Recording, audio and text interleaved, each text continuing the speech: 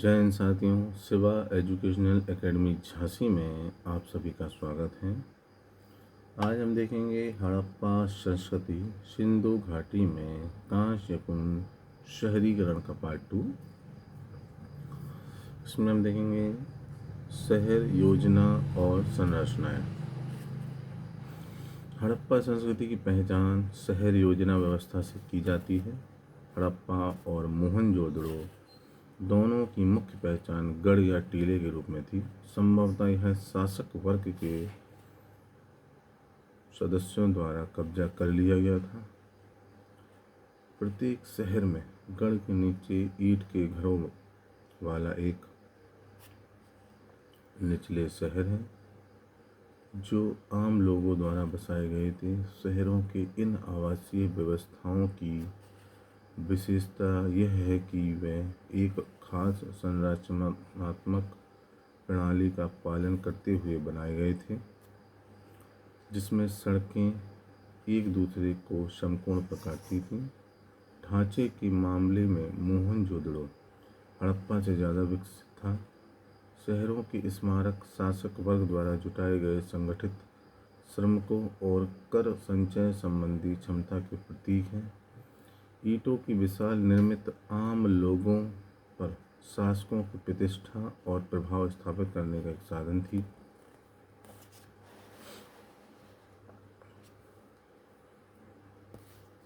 मोहनजोदड़ो का सबसे महत्वपूर्ण सार्वजनिक स्थान महान स्नानगार है, जिसे में तालाब शामिल हैं, जो गढ़ों के टीलों में स्थित है।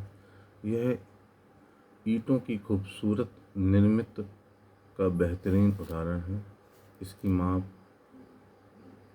11.88 गुणा 10.01 मीटर और गहराई 2.43 मीटर है। तालाब की दोनों ओर से सतह पर चढ़ने की व्यवस्था थी और कपड़े बदलने के लिए किनारे में कमरे थे। स्नानागार की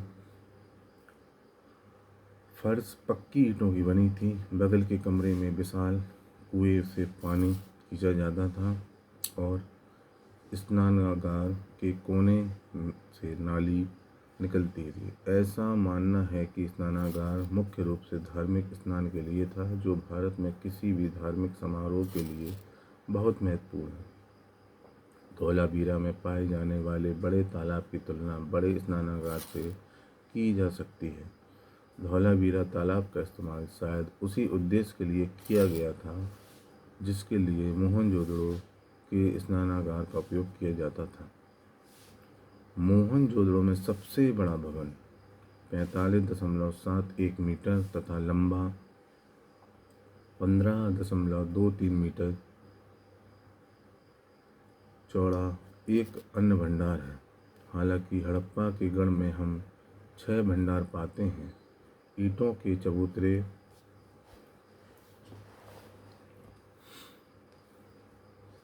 की एक श्रृंखला ने 2 पंक्तियों में 6 भंडारों का आधार बनाया।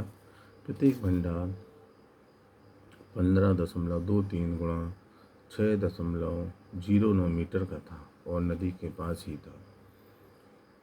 12 इकाइयों की संयुक्त फर्श लगभग 838 वर्ग मीटर की थी। यह लगभग उतने ही क्षेत्र में थी जितने में मोहनजोदड़ो का विशालकाय स्नानागार। हड़प्पा में अन्नागारों के दक्षिण में ईंटों के काम चलाऊ वृत्ताकार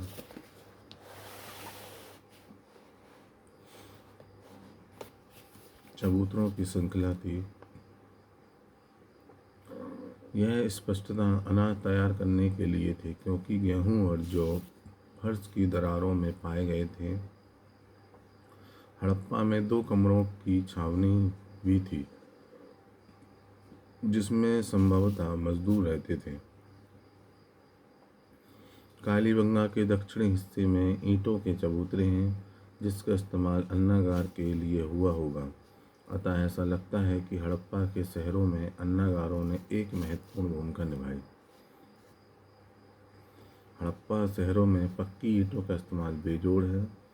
क्योंकि मिस्र की समकालीन इमारतों में मुख्यतः सूखी ईंटों का इस्तेमाल किया जाता था। हम समकालीन मेसोपोटामिया में पक्की ईंटों का उपयोग पाते हैं, लेकिन हड़प्पा के शहरों में इनका इस्तेमाल उससे कहीं अधिक हुआ।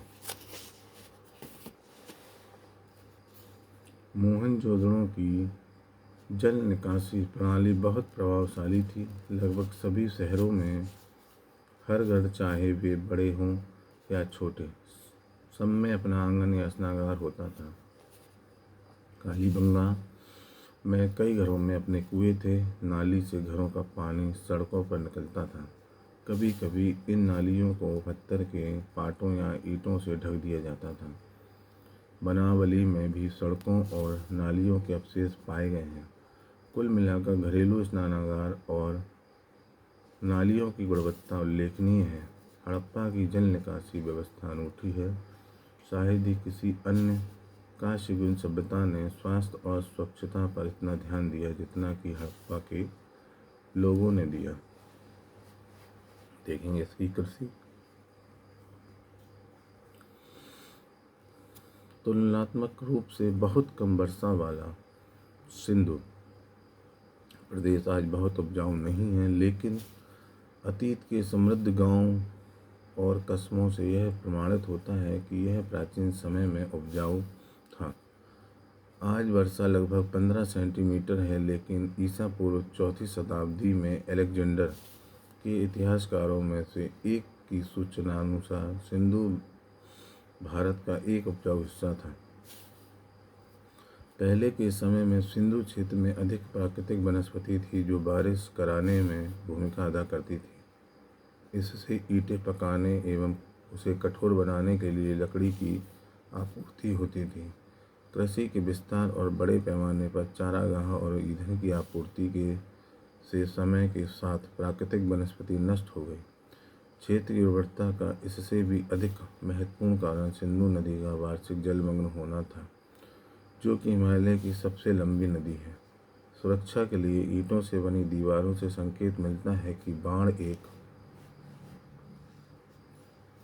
वार्षिक घटना थी।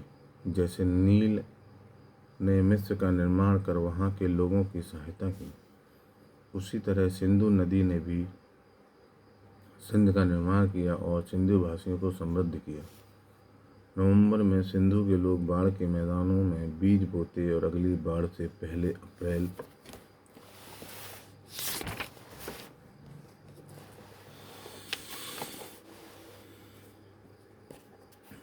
में अपनी फसल गेहूं और जौ काट लेते थे।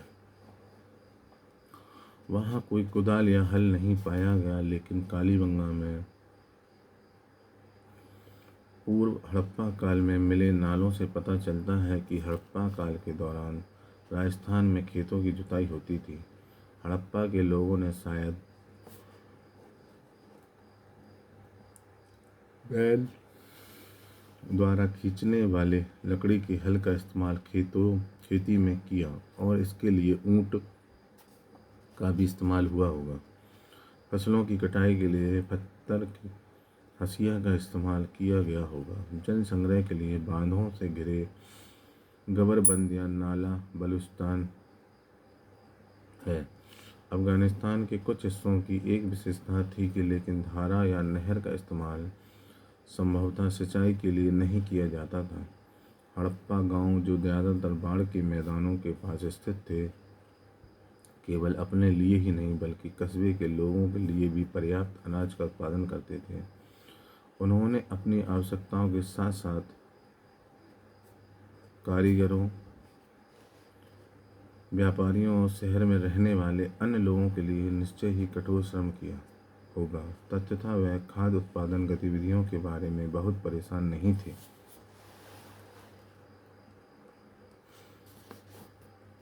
सिंधु सभ्यता के लोगों ने गेहूं, जौ, राई, मटर जैसे खाद्य पदार्थों का उत्पादन किया।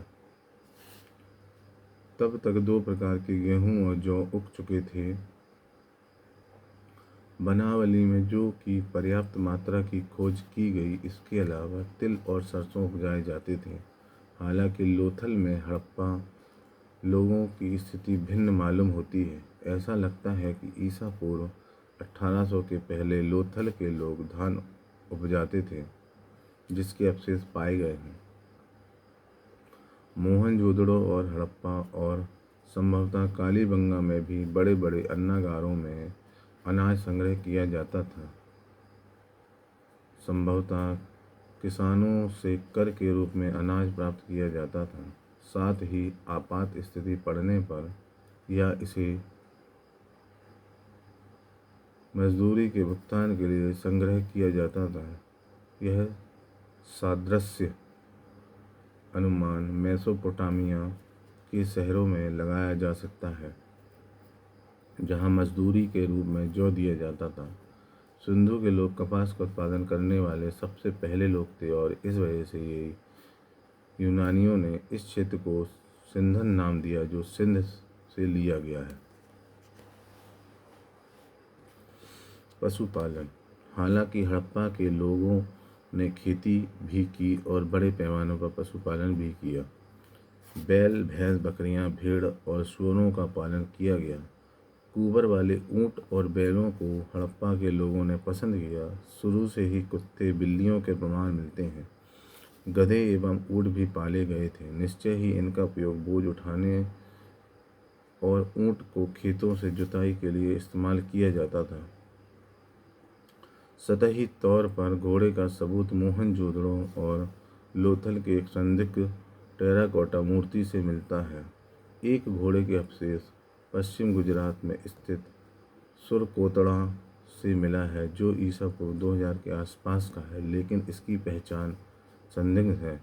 किसी भी हाल में हड़प्पा संस्कृति घोड़ों पर केंद्रित नहीं थी। प्रारंभिक विकसित हड़प्पा संस्कृतियों में ना तो घोड़ों की हड्डियां पाई गई, ना ही इसके कोई अस्तित्व पाए गए। हड़प्पा के लोग हाथी से अच्छी तरह परिचित थे। वे गैंडे से भी परिचित थे। मेसोपोटामिया के समकालीन सुमेरियाई शहरों ने हड़प्पा के लोगों की तरह ही वस्तुतः समान रूप से अनाज का उत्पादन और जानवरों का पालन किया, लेकिन गुजरात के हड़प्पा के लोगों ने धान की खेती की और हाथी पाला।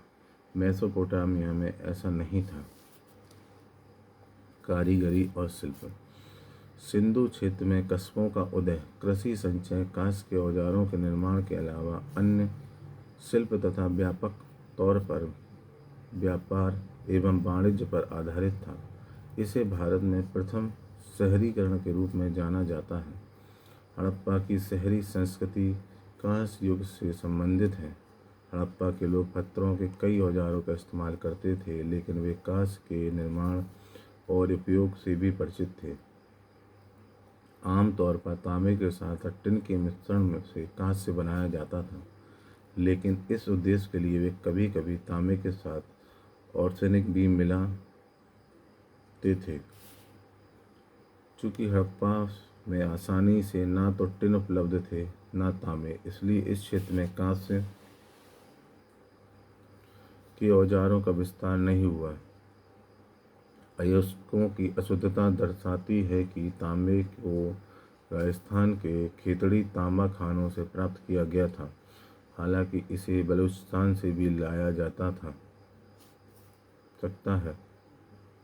संभवतः टिन को अफगानिस्तान से कठिनाई के साथ लाया गया था, भले ही इसके पुराने कार्य हजारीबाग और बस्तर में पाए गए। हड़प्पा स्थलों से बरामद हुए कांस्य उपकरण और हथियारों में कुछ प्रतिशत टिन के भी पाए गए हैं। हालांकि कांसे के सामानों को बनाने में उपयोग आने वाले जितने सामान हड़प्पा के छोड़े, उससे यह पता चलता है कि हड़प्पा समाज में कांस्य कारीगरों का महत्वपूर्ण समूह था। उन्होंने न केवल मूर्तियां और बर्तनों का उत्पादन किया, बल्कि कुल्हाड़ी, आरी, चाकू और भाले जैसे विभिन्न उपकरण और हथियारों का भी उत्पादन किया। हड़प्पा कस्बों में कई अन्य महत्वपूर्ण हस्तशिल्प विकसित हुए। बुने हुए कपास का एक टुकड़ा मोहनजोदड़ो से मिला है और कई वस्तुओं पर कपड़ों के निशान पाए गए हैं। धुनाई यंत्र का उपयोग कताई के लिए किया गया था। बुनकर ऊन और कपास का टुकड़ा बुनते थे। ईंटों की विशाल संरचना ईंट निर्माण शिल्प के महत्वपूर्ण होने का प्रमाण है और यह राजमिस्त्री वर्ग के अस्तित्व का भी प्रमाण है। हड़प्पा के लोग नाव भी बनाते थे। आगे इस बात का वर्णन है। मोहर निर्माण और टेराकोटा निर्माण भी महत्वपूर्ण शिल्प थे। सोनार, सोने, चांदी और बहुमूल्य पत्थरों के गहने बनाते थे। पहली दो सामग्रियां अफगानिस्तान से प्राप्त होती थीं और अंतिम दक्षिण भारत से। हड़प्पा के लोग मटका निर्माण विशेषज्ञ थे। कुम्हार के पहिए का काफ़ी उपयोग किया गया था। हड़प्पा के चमकदार चमचमाते मिट्टी के बर्तनों का उत्पादन किया जो उनकी विशेषता थी।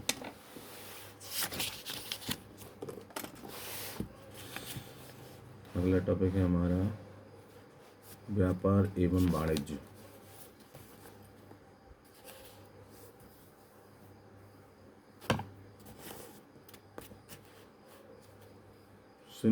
सिंधु लोगों के जीवन में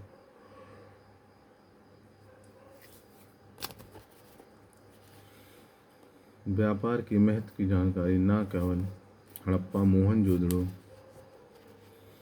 और लोथल में पाए जाने भंडारों से मिलती है, बल्कि कई मोहरों, एक जैसी लिपि और एक व्यापक क्षेत्र में फैले नियमित वजन और माप से भी मिलती है। सिंधु संस्कृति के अंतर्गत हड़प्पा समूह ने पत्थर, धातु, खाल आदि का काफ़ी व्यापार किया। हालांकि उनके शहरों में उनके द्वारा उत्पादित वस्तुओं के लिए आवश्यक कच्चा माल नहीं था। वे धातु के पैसे का उपयोग नहीं करते थे और वस्तु विनिमय प्रणाली का आदान प्रदान करते थे।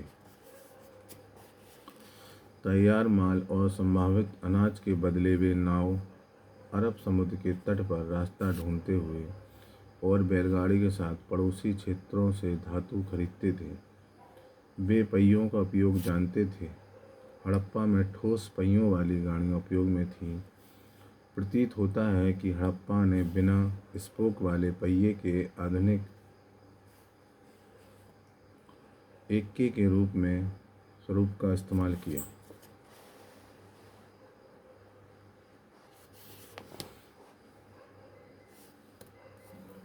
हड़प्पा का व्यावसायिक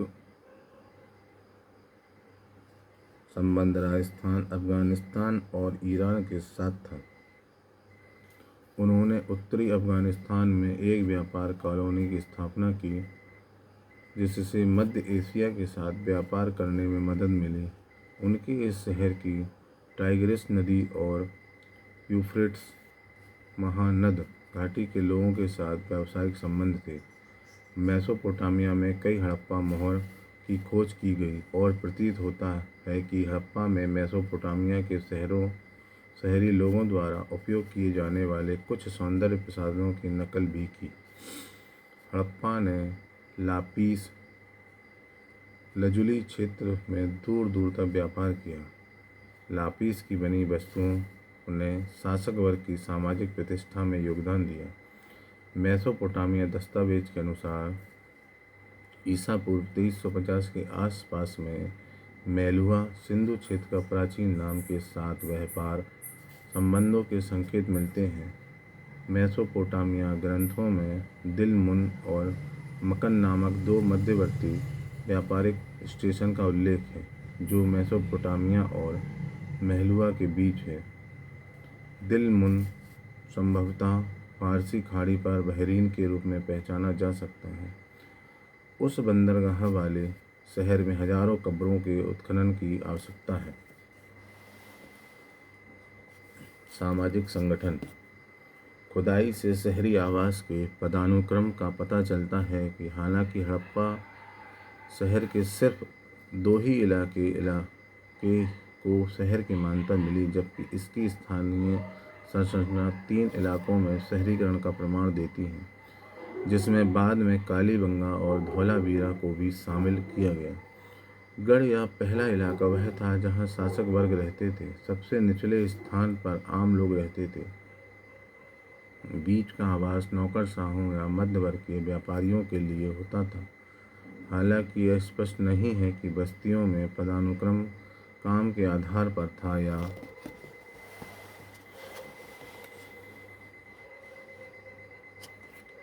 सामाजिक आर्थिक भेदभाव के आधार से जुड़ा हुआ था।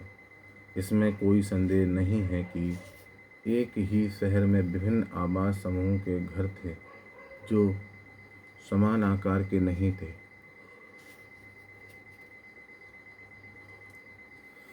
विभिन्न आवासीय संरचनाओं से सामाजिक भेदभाव के संकेत मिलते हैं, जिसमें 1 से 12 तक कमरों की संख्या होती थी। हड़प्पा शहर में 2 कमरों वाले घर थे। वे संभवतः कारीगरों और मजदूरों के लिए होते थे। अगला चैप्टर में टॉपिक हमारा राजनीति। हड़प्पा संस्कृति एक बड़े क्षेत्र में कमोवेश समान दिखती है। स्पष्टता यह है कि सत्तासीन शक्ति द्वारा संचालित होती रही होगी। हम सिंधु घाटी में राज्य के कुछ महत्वपूर्ण तत्वों की पहचान कर सकते हैं। कौटिल्य के अर्थशास्त्र में संप्रभुता, मंत्रीगण, आबादी युक्त क्षेत्र, किला, राजकोष, शक्ति और बंधुत्व को राज्य का अभिन्न अंग माना गया है। हड़प्पा संस्कृति में गढ़ संभवतः प्रभुत्व संपन्न सत्ता का केंद्र होता था। उस क्षेत्र के शहर में नौकरशाहों या सरकारी मुलाजिमों की गद्दी होती थी। यह मोहनजोदड़ो का विशाल अन्नागार खजाना या राजकोष होता था। ऐसा लगता है कि कर के रूप में अनाज एकत्र किया जाता था। पूरा हड़प्पा क्षेत्र एक अच्छी आबादी वाला क्षेत्र था। किलाबंदी कई शहरों की विशेषता होती थी। धोरीविला में विशेषकर किलों के अंदर किले होते थे। यद्यपि किसी संगठित बल या स्थायी सेना का कोई स्पष्ट अनुमान नहीं है, लेकिन बिखरे हुए पत्थरों के ढेर लगाने से और सुर कोतड़ा के बर्तनों में सैनिक के चित्रण में से स्थायी सेना का अनुमान लगता है। हर हाल में हड़प्पा के दौर में व्यवस्थित राज्य स्थापित हो चुका था। मिस्र और मेसोपोटामिया के विपरीत किसी भी हड़प्पा स्थल पर कोई मंदिर नहीं मिला है। महान स्नानगार के अलावा किसी भी प्रकार के धार्मिक ढांचे की खुदाई नहीं हुई।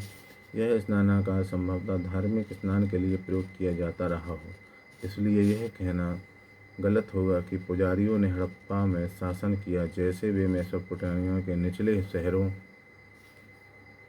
में करते थे। हड़प्पा के शासक किसी पर विजय पाने के मुकाबले वाणिज्य के लिए ज़्यादा चिंतित थे। हड़प्पा संभवतः व्यापारियों के एक वर्ग द्वारा शासित था। हालांकि हड़प्पा में कोई हथियार नहीं था, जिसका मतलब यह हो सकता है कि हो न हो उन दिनों प्रभावी योद्धा वर्ग की कमी रही होगी। Thank you.